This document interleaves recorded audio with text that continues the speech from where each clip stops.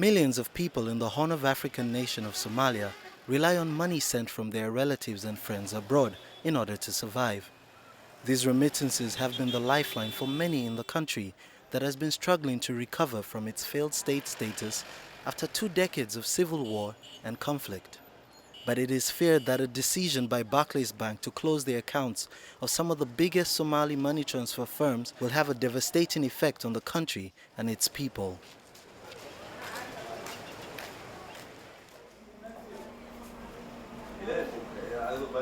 Mohammed Mohamud started small when he moved back from South Africa to set up his clothing and cosmetics shop in the capital, Mogadishu. Over a few months, he's been able to expand and increase his business thanks to his family members who use the money transfer firms to send money every month. The Habshil helps us with a lot of things. Amongst them is when I want to travel to Dubai for business, to shop for items, it's a must I have an account in a bank, which the Habshil provides. Across the capital, new businesses, hotels and restaurants have sprouted in almost every corner of the city, financially as a result of the monies being sent back to Somalia from the diaspora, but in large part following the relative peace that now prevails in Mogadishu after the Al-Shabaab extremist group were forced out of the city and other urban towns of Somalia by the Somali National Army, backed by forces of the African Union Mission in Somalia. According to the United Nations Development Programme UNDP, an estimated $1.6 billion is sent back annually by Somalis living in Europe and North America. NGOs also working in the country have had to rely on the same money transfer companies to send money to run their programs. The bank says its decision to close the accounts of approximately 250 money transfer businesses worldwide, including that of Somalia's biggest transfer company, the Habshil, is over concerns of money laundering. The Habshil has sought an injunction to stop Barclays Bank from shutting it down, and the verdict is expected within days.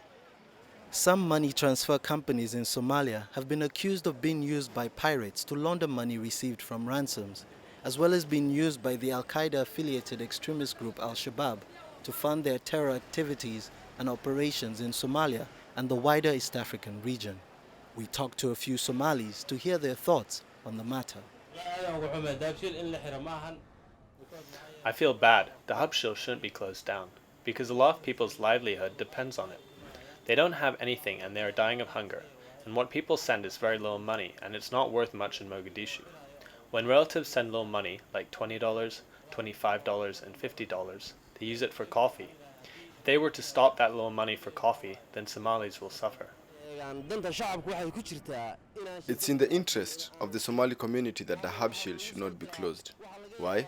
For example, what if a mother has a child who is blind, deaf or disabled who they send money through the Habshil too? This is money that she would otherwise not be able to receive. They cannot stop at all. Most of the people, they're going to start starving in Somalia if they stop sending money. People over there that they are in Europe, in North America, Australia, everybody they're supporting their family. No matter minimum they're sending is $100, $500. But I don't know. Some people they say that they're supporting Al-Shabaab or Al-Qaeda. Not everybody's doing that. We're supporting families and we send money every month. Somalia stands to be the most affected if Barclays' decision comes into effect.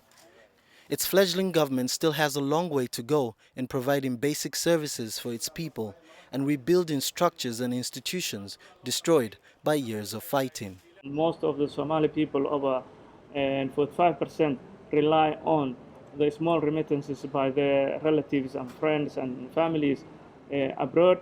So that lifeline, as soon as it cuts off, I think it helps those people like Al-Shabaab who wants to terrorize people, who wants to not bring peace and stability in Somalia. So it will have a dire effect to the lives of Somali people. It will have a huge impact on the Somali government's efforts to bring peace and stability in Somalia, and we hope that the High Court will hugely and decide in favor of Somalis. To deal with the fallout that the Barclays move will have, the UK government and its Department for International Development, DFID, are working on a pilot project to help develop secure channels to send and receive money between the UK and Somalia. DFID will work with the World Bank to develop mechanisms to audit and train money transfer operators in Somalia over the next 12 months.